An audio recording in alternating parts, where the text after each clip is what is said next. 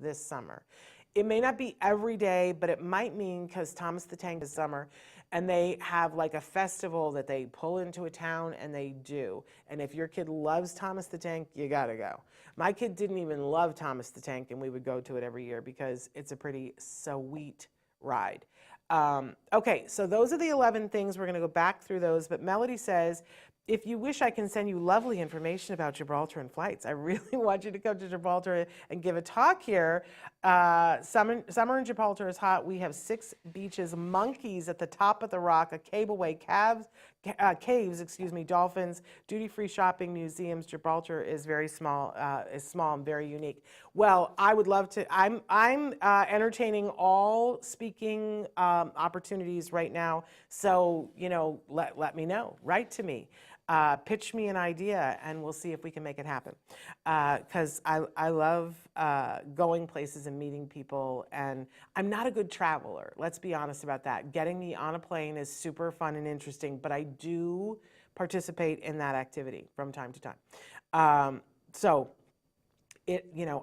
waiting for when they can beam me places, like on Star Trek, but that seems to be a little far away. Okay. So let's go back through these now and really tear into these so that I can tell you about why this is so critical and what the key points for them are. So, because we want to create more success in the summer. If most of the kids are getting a little bit further behind in the summer, again, not my favorite thing, but it's documentable. There have been studies about this, that kids slide. They call it the summer slide. And teachers are instructed that for the first 6 to 8 weeks of the school year to reintroduce all of the big concepts from the year before to make sure that there's a firm foundation upon which to build what you're going to do. That's for the neurotypical kids. But what it does is it creates a tortoise and the hare opportunity for our kids to catch up. Because we are not going to lose what we had from last year. It's not an option. And we are already going to start to build on the foundation that we've created to really help our kids, like stretching pizza dough, for them to get farther. It is not unusual for us to see kids on the spectrum make tremendous leaps during the summer and to come back in the fall and school go, what happened? But if we are mindful about what kind of success we are trying to create, and we are mindful about putting fun side by side with whatever we're doing, we really can maximize success. So first of all, we want to be able to use and utilize any services to the max. So for those of you who have good quality ABA, if you have crap ABA, it's an ideal time for you to be looking to move someplace else. If you are not seeing regular progress, and if you are not seeing that your child lights up when he is seeing his behavior technicians, if you are not seeing that your daughter has a better sense of self-esteem, you might have crap ABA. And if you do, shop. Don't stick with crap ABA, find yourself a better situation. But for those of you who have good ABA, where it's like empowering your kids to be able to do the things that they want to do, but you're regularly saying, we don't get in all of our hours. I'd like you to do me a favor today. I'd like you to call your ABA provider today. If you understand that you are given a prescription for your child that says, and this is across the board, no matter what age your child is, that this is how insurance has changed ABA, that they will say to you, okay, they always winnow it down to the number of hours per week. They'll say, oh, okay, so you have 25 hours per week. But really on the contract, what it does is it says you have this many hours across a 6-month time period. And I find that it's very rare indeed that a family has been able to max that out. Very rare. And if you have, you should go and argue that they should write a contract for more hours. But you might find that you have gone this whole spring and you had a contract for 25 hours a week while your child was going to school, but you ended up using 16. So those hours are not gone. It used to be, the way it was set up, that those hours were just like, they're poof, week at the end of the month, they're gone. No, my friends. Those hours might still be available. So I want you to do me a favor and call any of your service providers, whether it is ABA, whether you have speech or OT that you're doing, and say, what are we doing about the hours that we have not used thus far? And when do they expire? And make a plan with them and tell them, I want to be able to utilize these hours. I ask that you do this with things that are working and that are empowering your child. Do not do this with things that are making your child miserable, make them feel like they are less than. That I don't want you to do that, but services that are working and are good, maximize them. Now, at some point, your school will have a conversation with you about extended school year, and this starts for 3-year-olds, right? So don't think to yourself, oh, well, my child's 4, that's not going to happen. The truth is they should be talking to you about ESY, extended school year. Now, depending on your school, it might be something that you want to participate in, but ask questions. A lot of times, school tries to get you to do ESY as a way to take care of things that they didn't provide during the year. Like maybe the speech teacher was out and had a baby, and so they didn't give you the full amount of your speech that you were entitled to on the IEP. That's legally actionable. And so what they'll do is they'll say, oh, well, we'll give you extended school year to replace that.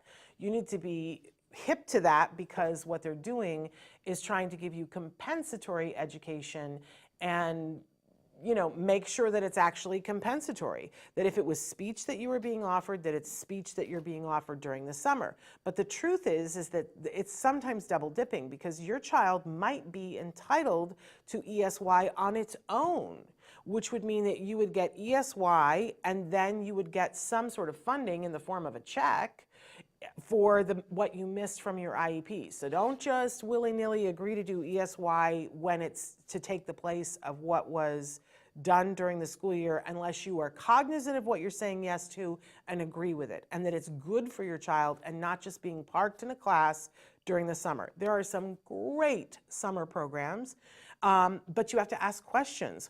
What is happening in the classroom? What's the ratio? What are you going to be working on? Like, ask all the questions, because if it isn't useful for your child, don't maximize it. If it is useful, maximize it. When I asked questions about extended school year, and I said, here are the things that we want to be working on this summer, here are the things that, I feel like we're behind on, suddenly there was a swimming program where twice a week my son could go to a pool and his occupational therapist would meet him there and would work on things in the pool with him. Yes, because I was about to shell out a bunch of money for that at a place where I was going to have to pay. And suddenly that became his extended school year. That seemed like a service that I wanted to maximize. But if, and sometimes you have a speech pathologist that does great work. In our time in gen ed, my son had this one speech path who was amazing. She was so good at making everything fun, and he loved her, and we made more progress with her doing articulation than we did all the other time. But she didn't work during the summer. And the people that they did have working during the summer were boring and wanted to run drills, and he hated it. Don't maximize services that don't help your child and make your child miserable and aren't fun. But do maximize things that are creating progress. I see a lot of times that parents will do like all these things, and then they will forget that like there was a possibility that they could have asked for more for what was working. So whatever is working right now with your child, call them up today or show up at their office and go, can I get more during the summer? Do I have funding available for more? Ask for more. I love, Melody says that in Gibraltar education is free. You know what? It is here in the States too. You get a free appropriate public education, but it's the appropriate part that everybody has to argue about. So parents have to go in and argue. Okay. I think I lost something here. Okay, right. But ESY, ESY, it says it's not necessarily available, including the history of progress, recoupment, and regression information from team members, including the parents, and the consideration of the critical learning skills indicate ESY is not necessary. Can I fight that in an IEP meeting today? Yes. Here's what they're going to say to you. There's an algorithm that school has that says if it's expected that your child will lose more than 20% of what they learned during the school year, then they have to provide them with ESY. But here's what I want to say to you is What are they doing during the ESY? Before you go in and fight for ESY, ask yourself, what are they going to do there? Because sometimes you get all girded up and you go in and fight for ESY and it's crap ESY and you didn't want it to begin with. So I would ask I would ask around and say, what do they actually do during that time? Or I would think to yourself, what is it that you really want to accomplish this summer? What did you see that didn't happen or was on your IEP last year that didn't? Because if there was anything on his IEP that they didn't fulfill, I'm talking about 15 minutes of speech that they didn't manage to fulfill, I would be asking for that in compensatory education. Not as extended school year, but I would be asking for it to happen during the summer. And they'll, oh my gosh, the excuses that they will give you, oh, well, that person doesn't work. Well, fine, get another person or pay for me to go someplace else, right? But make sure that you're fighting for something that's actually good, and a lot of times it's not. Now, I have taught extended school year. I have been the teacher extending, so there are, and I believe that I taught it well, but it's not equal and even, right? And you want it to be a useful use of your child's time. But yes, you absolutely can go in and fight that and ask them how they are determining that they feel that your child is not going to backslide 20%. Do they have data? What does their data suggest? Because I doubt that they have the data that shows that, because how would they have that data?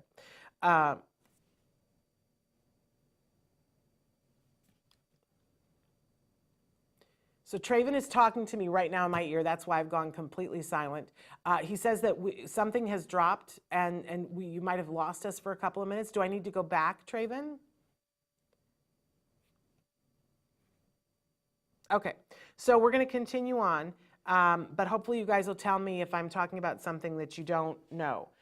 Okay, so, okay, Melody says we're lacking speech and language therapists. That's hard, but if you have good ABA, the truth is, depending on what the needs are of the child, you can learn. I'm not saying, I don't want to say this, because I am not a speech and language pathologist. I'm not, and I've not done all the study.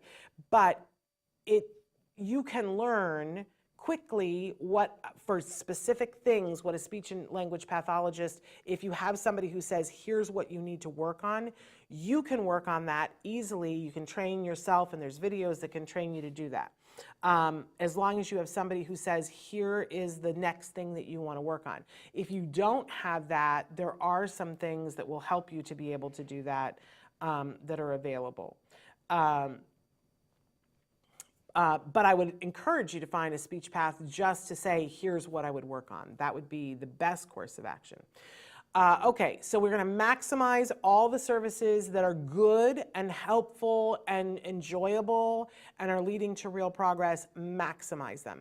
And you may think that you only have 15 hours or 5 hours or 2 hours a week, but you might have some left over from other things. So maximize it, use it all up.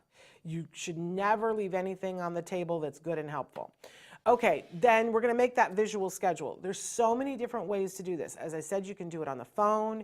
You can do it on the wall. One of my favorite things that I learned how to do is to go buy at the 99-cent store a roll of wrapping paper, and that I don't care what it says on it because I'm going to use the back side of it.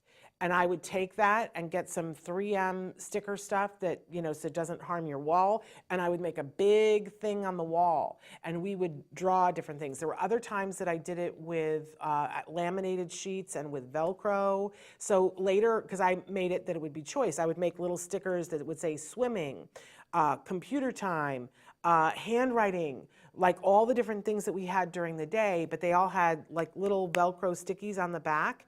And so we would get up in the morning and I would go, okay, what are we going to do first? And he would put the breakfast one in there. And then I would say, what do we want to do next? And he would get to choose which things he would do in which order. I would put the things that were available on the table and say, what do you want to do during what time? Or I might say, but we have this appointment at 2 o'clock, so this one is going to go there because we have an appointment, but you get to fill in everything. That was when he was a little bit older.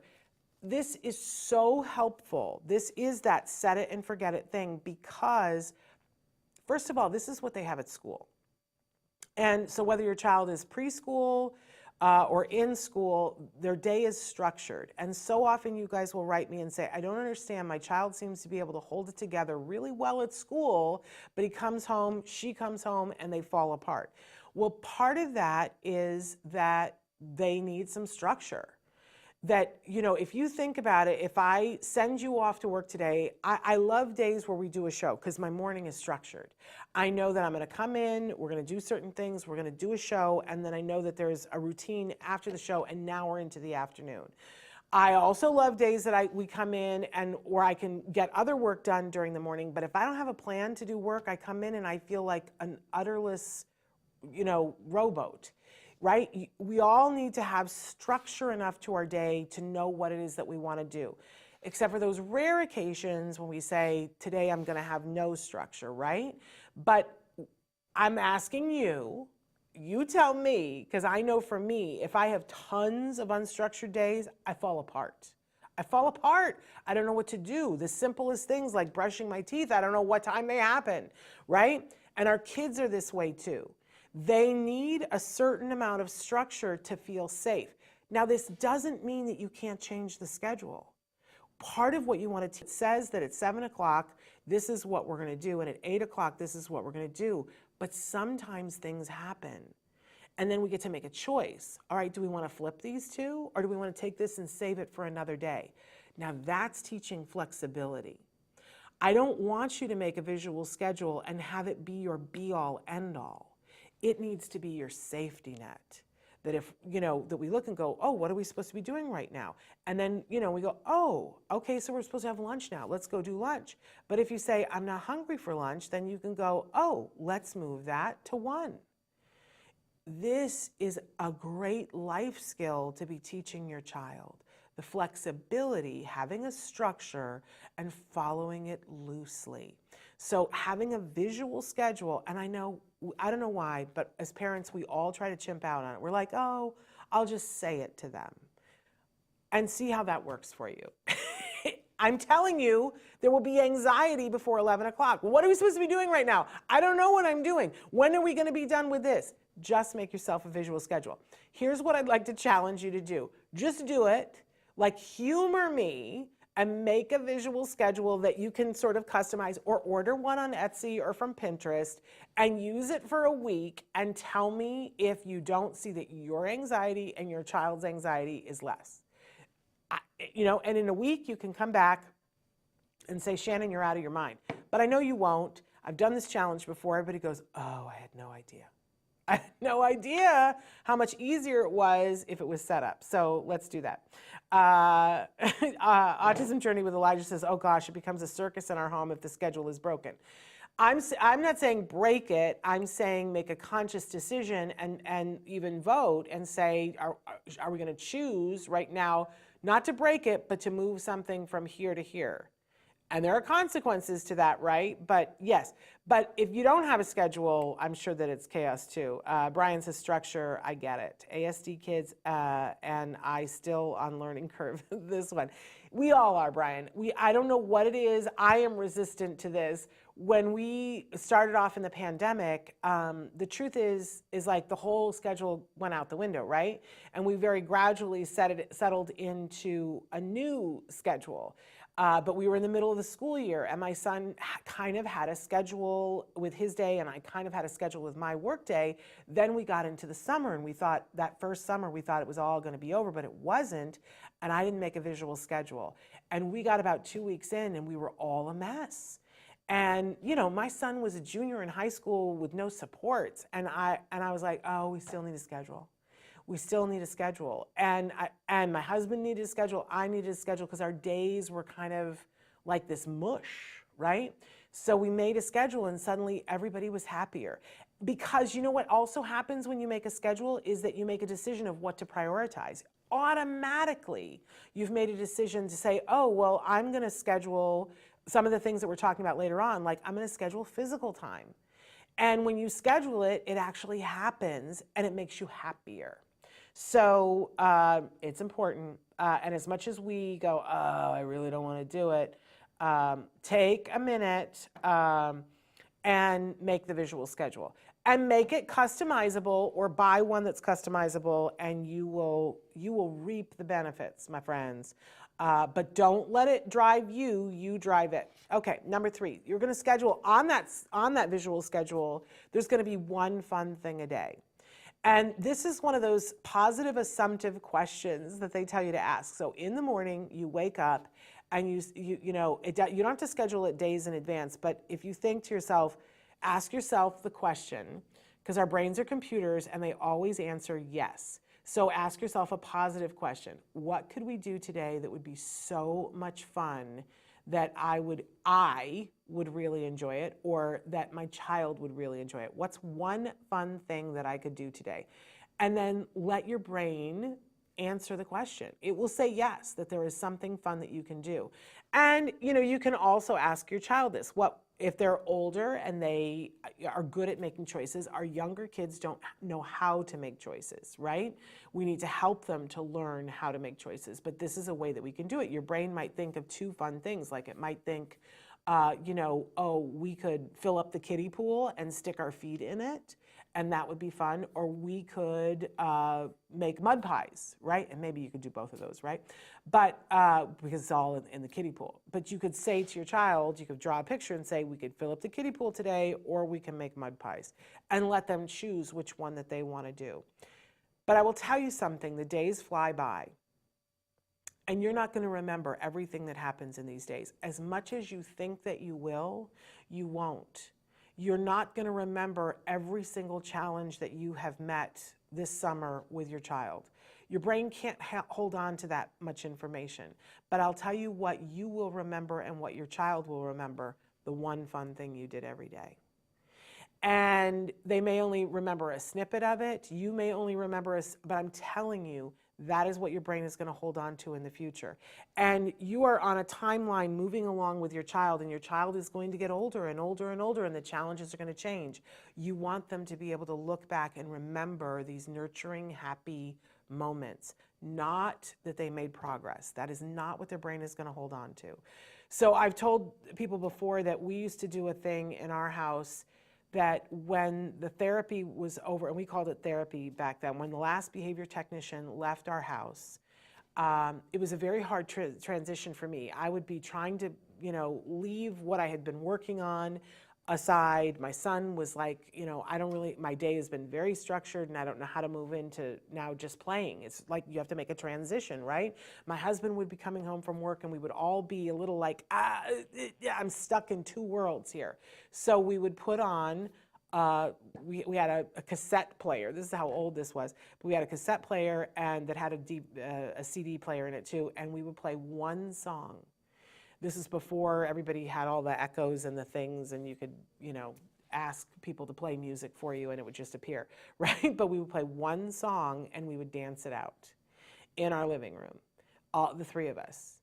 And it's so funny to me, that would be like 2 minutes and 40 seconds, and yet it is the thing that I remember the most from all of the times. And I can go back and remember all the strife and all these things, but that is what I remember. And my son remembers it too. So, and of course my husband does too. So one fun thing a day. And you can ask yourself, what would I like the one fun thing? And if you don't know in the morning, that's okay. But if you get stuck in the middle of the day and it's 4 o'clock and everybody's a little discombobulated, we go, oh, we didn't do our one fun thing today. What one fun thing should we do? And have it be something fun. We would be out and shopping, and sometimes we would find something and go, oh, this could be good for a one fun thing later on. Like one time we were at a dollar store and we found a bunch of silly string for $1. We were like, oh, that's something for the one fun thing. So you can have a bin that's just for one fun things. We also had the crayons that you could get in the bathtub and you could draw all over. And sometimes we would do it not in a bath. We would just both get in and make murals, right? One fun thing. We were We like Ike's Love and Sandwiches. I don't know if you've ever been to one of those. If you're in California, go to one. But they have sandwiches named after people, and they had a picture of Pee Wee Herman, and I said, what has he got all over his head? It looked like he had like a brace around his head, and my husband said, no, that's from Pee Wee's Big Adventure, where he takes the cellophane tape and he tapes his face in all these different, and I was like, oh, one fun thing. A roll of tape can be very fun, right?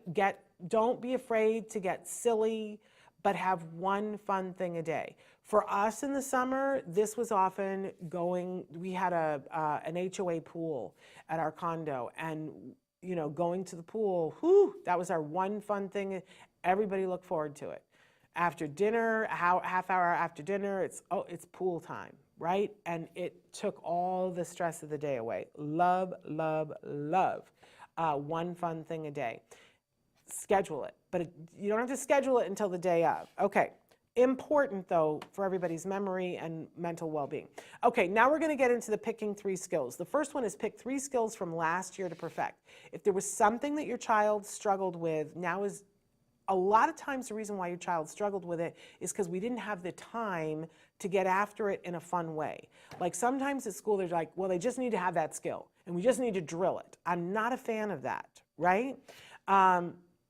But whatever it is, let's take it outside the context. Let's say that your child was supposed to learn the value of money and they just struggled with it. We got just enough so that they could pass and get on to the next grade, but they don't really have the concept and you know it. Well, now it's time to work on it in a fun way. So you can go to the dollar store and buy, I'm really touting the dollar store today, aren't I? It's not $1 anymore, it's $1.25 now, but still. Or we used to love to go through the drive-thru at McDonald's and buy just the Happy Meal toy. Did you know you can just purchase the toy? You don't have to get the meal? You can. And we would get, anytime my husband was, getting a drink or anything, we would get one of those and we would stash them so that we could do something like this where we would make little cards and play like basically The Price is Right and say, okay, first you have to put your marble down the marble run, and then if it gets all the way to the bottom, then you get 25 cents, and now you can spend it at the store and pick which one of these toys that you want to purchase for 25 cents, and then they learn the money because suddenly it matters to them because they want to purchase the toy. And they see, oh, the little sign says, oh, I have to have 35 cents. Oh, well, that means I got to have one of these quarters, which is 25, plus this dime, which is 10, and you learn. So you're going to take whatever the skill was that's kind of iffy from last year that you're like, I don't know that we really had it, and you're going to really figure out how can I make that more fun than anybody can shake a stick at. A lot of times for our son when he was younger, he really, really struggled with handwriting until we discovered that he had an eye focusing problem that was making that hard. But so we would work on sometimes we work on hand writing, but we would work on grasp and eye coordination. So we would do drawing exercises from Betty Edwards' Drawing on the Right Side of the Brain. What a great book. Where sometimes you take a picture and you turn it upside down and you have your child draw it upside down. For whatever reason, it tricks your brain and they really super love it. And then they love turning it around and going, For younger kids, we got the coloring books and we would get a piece of fabric and tear a piece out of the coloring book and put it on the carpet, and you have the little push pins, and they would have to push all around the outside of the thing. You're working on the finger grasp, right? And then you take it and you put it on top of a lamp and turn all the lights out so that they can see their design shining through. It's a big reward. So pick 3 skills from last year, and if you need help figuring that out, have a meeting with the teacher before the end of the year and say, what do you think they need shored up from this year? Everybody should be doing this anyway, because whatever the teacher says, that's what they should be working on in the ESY. Yeah. By the way, for the question about ESY too, if there's any of their goals that they haven't met, they should be giving them ESY. I don't know why they're so stingy with the ESY anymore. Makes me crazy. They will capitulate if you bug them and say you want ESY, but I will tell you part of why they turn it down is if your child has an aid, they don't want to pay for an aid in ESY. And don't let them get away with that. What they'll do is go, oh, we have this great program and we don't do aids during the summer because we have an extra teacher for 12 kids. No, if they have a one-on-one aid in their IEP, then they have it during ESY. Boom. And don't sign anything, because they'll try to get you to sign a thing saying that you agree to not having it.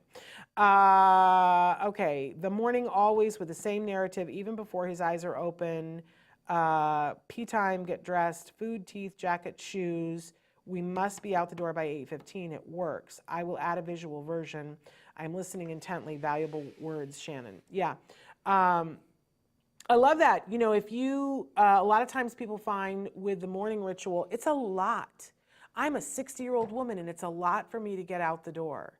And sometimes I feel like I need a little checklist, like, did I do this, and I give myself little helps the night before. I will pack things into my purse and into my bag or move things in the refrigerator so that I hopefully remember, and sometimes I forget them. You know what I'm saying?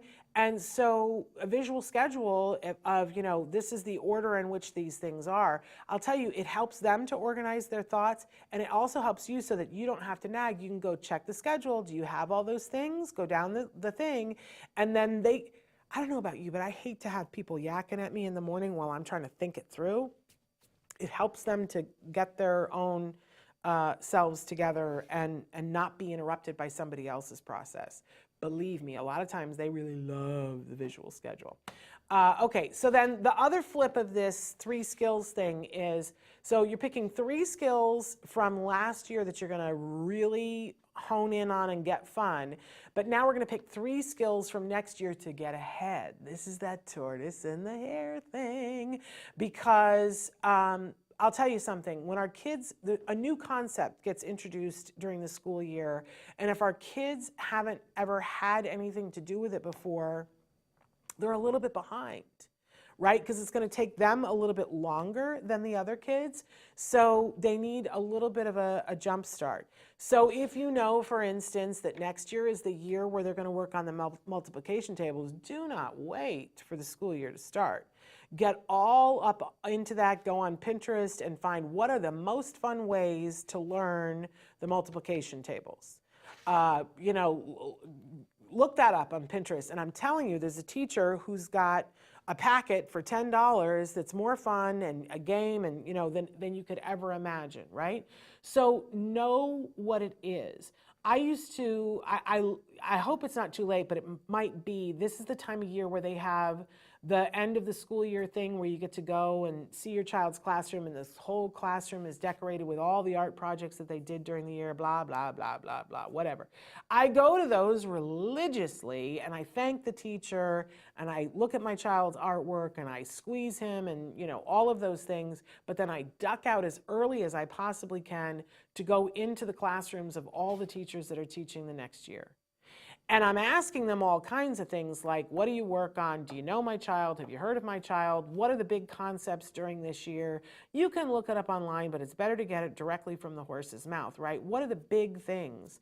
And I remember one year when he was about to go into high school that they were like, oh, well, the big thing that we read this year is, it was the best of times, it was the worst of times. I can't even think what the name of that book is. Tale of Two Cities, thank you. We're going to read Tale of Two Cities, and it's this thing because we're studying France and we're studying England, and we do Tale of Two Cities, and it's this big, big thing. So, you know what we did that summer? We listened to a book on tape, Tale of Two Cities. So he'd already heard the whole thing, read to him by these wonderful stars before he went into the class the first time. So he's a step ahead. So you pick 3 things for next year's school, whatever age. This applies to absolutely every age. If they're, as I said earlier, if they're a kindergartner and you know that they're going to have to be changing stations, the kindergarten where my son went to, every 20 minutes, the teacher would ding this little bell, and that would mean that they put away their work at that station and they moved to the next station. Well, we knew this going in, so that whole summer, we played stations in our house. And we got exactly the same bell that she had because we asked questions, and we would go exactly 20 minutes. And the first couple of times he was like, no, I wanted to keep doing this. And we would reward him heavily for going to the next station. So on the first day, when it was time to go to stations, he did it like a champ because he already knew how to do it. So we're and we had made it fun, right? So we're going to front load them with whatever 3 skills that they need for next year's. It could be an academic skill. It could be, like if they have to cross the street to be able to get to the school, and with a crossing guard, we would take that and work on it all summer, but we'd make it fun, right? We would cross the street to get to the pool or to the zoo or whatever. Okay. So super duper important, because that's how you're going to jumpstart them for next year. And then we're going to get physical activity, and you're going to put that somewhere on the schedule.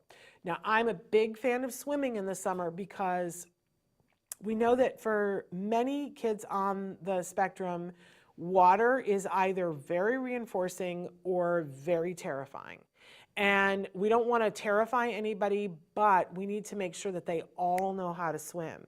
So, and water is pressure, which can be very good for our kids. It's very soothing once we get kids not being afraid of it, right? So I'm a big fan of swimming, and plus which it wears them out. And they don't realize how much they're moving, and kids sleep better when they've been swimming. But it's not for everybody, and everybody doesn't have access to it, but we can all walk. Whether we live in a city or we live in the country, we can all walk. We can go on nature walks. We can collect things. We can talk about them, right? So it's not about, just running them. It's about making it fun and getting them used to being physical. Super duper important. Don't be afraid if in the beginning they don't want to, right? It's hard to get physical when you haven't been physical. And they might have fears. Sometimes they're outside and sensory. It feels like they're falling to the sky, right? But get them outdoors on a regular basis. It's going to be good for you. It's going to be good for them. Schedule it, that there is a physical activity every day, even if you have to be indoors because it's raining. Okay. Number 7, at least once a week, you are going to go someplace that you've never been before. Look, we all get comfortable, all of us. And I know most parents of kids on the spectrum are people who are struggling with large anxiety. Not little anxiety, large anxiety.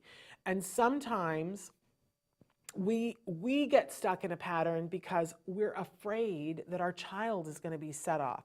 If you went to a different store once and your child had a tantrum, you're not crazy for not wanting to go to different stores and for saying, I'm just going to go to this store. But here's the problem with that. Then your world gets smaller and smaller and smaller, and your child world gets smaller and smaller, and they become even more resistant to trying new things. So we want to create an adventurous mindset where, and it doesn't have to be every day of every week, but it's just once a week that you have to schedule something different. Now, can you double dip and do, things that are really cool and exciting? Like I loved taking my son to museums. And usually there's at least one time a month when museums are free. And I loved making a schedule of all of those things. And the one summer I did the Thursdays with Gem thing, and I sent out a flyer to every kid in his class and said, here's the schedule of what we're doing. And once a week we had scheduled to go to a different museum or a different beach or something, and said, we will be at this place at this time on this day. Join us if you would like to. And it's funny because I thought, oh, this is going to be a nightmare. No one will show up, or everyone will show up to one thing. It worked out great. So, we would arrive at the museum and it'd be like, oh, there's some friends of ours. And it was a couple of people, and it would be a play date, and it was no fuss, no muss. I wasn't having to coordinate everything. They had the schedule on the last day of school and knew that we were going to be those places, and it was set it and forget it, right? But you can do this without doing museums. You can go someplace new every week. You just go to a different grocery store. It might be the same brand of grocery store, but it has a different layout. It's good for your brain to have to look for, oh, well, in the other store they put it here, but where do they put it here? But guess what? That's really good for your kiddo. Otherwise, they don't learn to generalize. If all they ever know is, I go into this grocery store and my cereal is in this aisle and it's at this level, then they will have anxiety when they go to a store and it's not there. And what we're trying to teach them is, it's all fun. It's an adventure. Sometimes it being different means we're going to go on a hunt and we're going to find your Cocoa Puffs and it's in a different place in this store. Are you ready? Can we look for it? Make it fun. And it will help them to create new pathways in their brain so that they can handle when things don't go as planned. And they will know that they are going to be okay. Super important for flexibility, but it's good for you too. Okay, so then number 8, sing, dance, draw, paint. I think that it's really important to have a creative outlet. And as part of your one fun thing a day or going someplace different, every once in a while, make sure that it has something to do with this. We have that karaoke channel on our cable TV, and I have to be honest, it's more for me than for anybody else because I love to sing at the top of my lungs, and it, you know what it does? It stimulates, what is it, the vagus nerve in your neck. They've proven with studies that cancer patients have less stress if they sing every day. Well, okay, that's cancer patients. What do you think that does for our kids? Let's sing with our kids. Let's dance, as I said earlier. Give them an opportunity to draw or paint. It doesn't have to be, you know, and I know sometimes people go, well, I don't have art supplies. Okay, first of all, go dollar store. It is the dollar store show, right? And you can get things very cheaply in the dollar store, but you don't even need to have these things. We used to have paper and make pudding and have the kids make designs with the pudding on the paper. You can do all kinds of things. You can go out and make mud and make a design with mud, right? There are all kinds of things that are available to do, but it's important to create this outlet. And sometimes when you give this outlet to your kids, you'll see that their stress goes down, they're more amenable to learning, they better self-regulate, and sometimes they find their passion. We see that for young people on the spectrum, the percentage of how many of them end up being artists and artisans is much higher than the typical population. So don't be afraid to let them go there. It might turn out to be their thing, and you wouldn't want to miss out on that, right? And do it with them and enjoy it. It's really, you know, if you think about places where people have reached maximum stress and they set up spas or even, you know, facilities where they're helping people to recover from a mental breakdown, what are the kinds of things they have them doing? Singing, drawing, dancing, and painting. You know why? Because it's good for your stress level. And it's a good outlet for when things are ailing you. We all need an outlet. Okay, number 9, read to or with your child every single night. You know, reading, you know, remember that old campaign, reading is fundamental, because it is. It's the building block to so many different things. If your child can read and understand text, it's going to save their life more times than you can shake a stick at, right? And it means they can learn anything. Because if they're interested in learning how to bake, excuse me, then they can read a recipe online or in a book, right? If they want to learn how to weld, they can read a book about how to do it. And obviously they can watch a video too, but being able to read and gives you the ability to do all kinds of things. So I think that reading with your child is an ideal time for you to connect with your child, to create new pathways in their brain and to give them the world. But there's something else here too, that there is a social component to it when you're reading with someone. And listen, I think that social skills are really important because when people don't have social skills, it's like there's some place where they don't understand what the rules are. And that's stressful. But when you can read with someone else, it creates a social bond that helps people to be able to navigate when things aren't going well. And I truly, truly believe that. So, because not only are you reading and taking information in from this two-dimensional thing, and I do recommend reading from a book, not an iPad, although, you know, if what you need to do is start on an iPad because it's interactive in that way, do it. But eventually get to books. I do think that there's something different, a different pathway created in the brain. I haven't done the research on it, but I believe it wholeheartedly. But here's the other piece. being able to be read to and take on information is going to be critical if your child's going to go to high school and college, because people still, I mean, I'm doing it right now. It's like a lecture, right? I'm speaking and we have some graphics for you, but you're having to take the information in by listening to it. It's a skill. And our kids struggle with this. They struggle with decoding words, and they need lots more practice. So being read to is critical for them. And one of the best ways for somebody to learn how to read is to read aloud. It will help them in all areas of public speaking. I remember being in college, and obviously I was studying theater and went on to be a college professor teaching theater.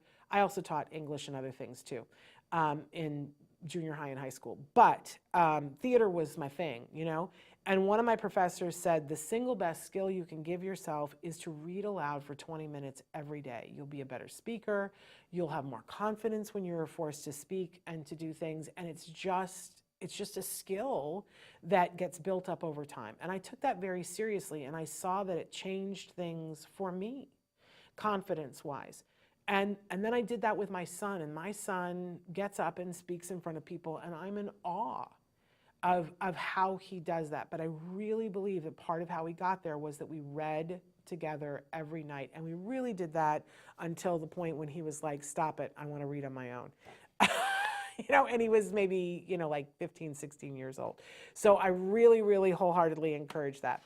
Okay, number 10, because we're over, is take pictures and photos and video, because you want to remember and you want to document this. That's one reason, and I think that that's important, right?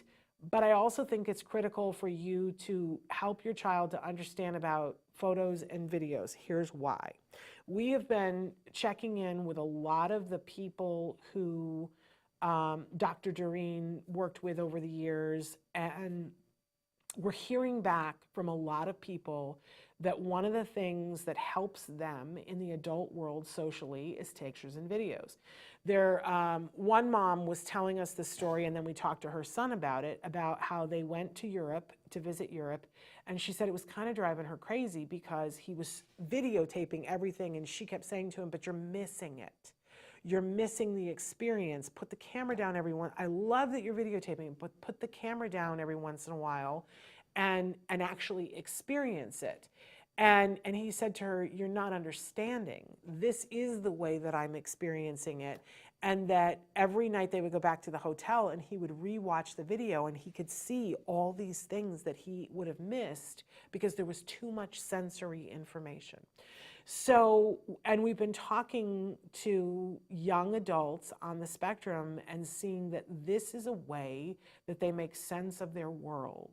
So it is never too young. If you have a camera that's old that you don't particularly care about, or we had one in our toy guide this year, great camera to give a kid, right? That's kind of indestructible.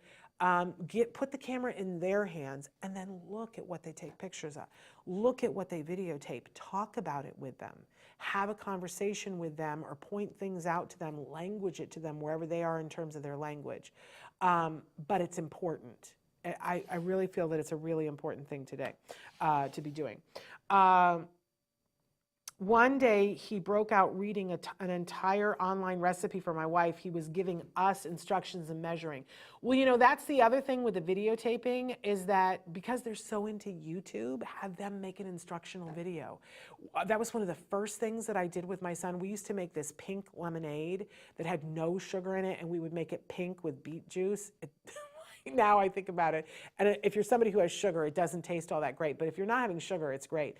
But we would squeeze the lemons and whatever, and he was adamant about making a video, and it was the first video that we did ever. I think it's somewhere online, where he's just little, and he doesn't have a whole lot of words, but he gained words because he wanted to make those kinds of videos. So make it fun, if that's the thing, because here we are, feed your child's passion. And if your child loves to watch videos on YouTube, make a YouTube video. If your child loves Thomas the Tank, find Thomas the Tank things to go to. If your child loves Legos, go to a Lego store. feed the passion and try to make it go like this. So if they love Legos, great, take it to the next level. They have motorized Legos or Legos that light up. There's even a Lego robot. And for kids, young kids, they have Lego robot camp where they go and they have to build bots, right? Feed your child's passion. I did this a little, I didn't do it enough. When my son was 10, he said to me, I have an idea. I want to make a movie, and it's a Halloween movie, and he had it all planned in his head. And I poo-pooed it, and now I kick myself on a regular basis. I wish we just made the movie. And I'd just been, his assistant director. Why did I not do that? Don't be full of regret like me. Feed their passion. If they're super into something, find the way that you can take that and make it bigger. If what they like to do is throw pine cones against the wall, then get some canvases or make some canvases and dip the pine cones in paint and have them throw it on the wall and make a splatter and make paintings. Get creative and say to yourself, okay, how do I feed this? What is this passion? What do I do with this? And I think this is where parents really deserve awards, because over the years, the things that parents have done once somebody has said to them, feed that passion. Because I know there's a bunch of people going, oh, you're Professor writing on that. Yeah, shut up. Right? There's a time and a place for that, not here. It's summer. If they're into something, let's make it bigger. Let's go all in, but let's try to make it not just that thing, but something that much bigger. If they love Thomas the Tank, go to a train museum. They have a great one here in Los Angeles that's the big old, you get to scamper all over them, the big old engines, the steam engines. It's amazing. It's free, right? But find the thing where you are that takes it to the next level, whatever the thing is that they're super duper passionate about. If you truly are saying to me, I don't know what they're passionate about yet, then take them to a bunch of things this summer, like museums, to see. Most museums have at least a portion, even the Getty has a room where you get to go in and try to draw some of the things. They have an experiential part of the museum. Get your kiddo in there and see what they're drawn to. And then that's the beginning of their passion. But make it fun for sure. Absolutely, Brian. Make it fun. I love that he wanted to do the recipe. Now, what I don't know is, does he really want to cook? Does he really want to teach? Or does he really want to make videos? Or is it all of them? And you can feed all of those passions. I now want to see a video that he makes teaching me how to bake something. Right? Why not? It's summer. Let's enjoy our summer with our kiddos. Make it fun, make it fun, make it fun. All right, we've gone way over.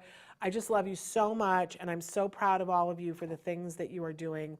Plan this summer out, make it super fun, and make some success and some progress, right? We're here tomorrow with, Happy Teacher Appreciation Week. I didn't realize that's how far out of things are. And thank you so much. Yeah, once a teacher, always a teacher. I love, love, love, love to teach. But tomorrow, Dr. Grampiche, we're told that she is here in person, so you're not going to want to miss that. Send us in questions. You can email me now if you have a specific question, or you can write them in tomorrow. But I'm sending all of you a hug. Get that summer plan so that you can set it and forget it and just have oods and scats of fun and make good memories. All right, I will see you tomorrow. Until then, oh, don't forget, we have a new app, and you guys, I downloaded it the other day, and it's pretty sweet. You can download it if you have an Apple device, and it's Autism Live, and it's like the first thing that comes up, and it has our logo and everything, and then you have all the videos, and it's a great thing. So you can catch up anywhere you are with our stuff on your phone. And we're working on getting it in the Android store. There's just an issue, but we're not. Traven is working on that. Let me not take credit. Traven is working hard on that. So we'll give you an update on that soon. But we'll be back tomorrow. Until then, give your kiddos a hug from me and one for you too. Bye-bye for now.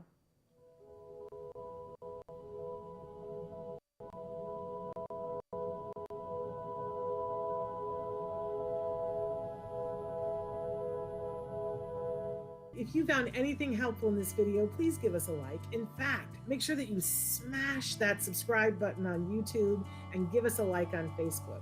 You can also follow us on Twitter and on Instagram for important updates.